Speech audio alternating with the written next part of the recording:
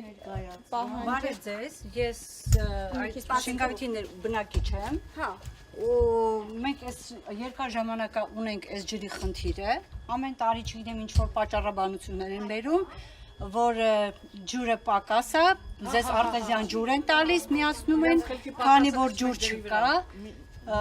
Հիմա ասենք այն վիճակն է, որ մենք ամեն օր ստիպված գնում ենք ուրիշ տեղից ջուր ենք բերում, բայց մենք այն ժամանակահատվածում չենք, որ այս հիմա մենք գնանք ջուր բերելու։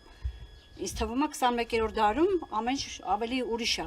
Իսկ ջուրը քիչ է գալիս։ Ջուրը նախ չկա, ասենք սկսենք ընդեղից, որ մենք ջուր չունենք ընդհանրապես նորմալ, տալիս են օրվա մեջ մի ժամ, 2 ժամ, այն էլ շատ կամած, շատ թույլ, պիտի նասոս միացնենք, կամ չգիտեմ ինչ անենք, որ ջուր լինի։ Իսկ այդ ժամանակ էլ որ տալիս են, գալիս է նախ դեղին գույնի ջուր ու ահավոր հոտով, որ ով էլ որ խմում է հիվանդությունից բացի, ուրիշ ոչ մի բան չի կարող անի։ Ասեցին նաև որ երեխաների Կա, բավականին երեխաներ կան, որ փորլուծություն է, սրտխառնոց է եւ այլ առողջական խնդիրներ է տալիս։ Քանի որ մենք մեծ ենք, մենք հասկանում ենք, որ այդ ջուրը օգտագործման ենթակա չի, իսկ փոքր երեխուն ամեն վարքյան չես կարող հսկես, որ ինքը կրանտի ջրից չօգտվի։ Իսկ ամբողջ տարին է այդպես լինում։ Ամբողջ տարին, այս արդեն երևի 6-7 տարի է այս վիճակն է։ Ու ոչ մի հարցի լուծում չի տալիս։ Հա։ Իրեն իրանց անուններով։ Դե փորձելու հարց չկա, ուղղակի ծորակը որ բացում եք, ահա որ հոտ է գալիս։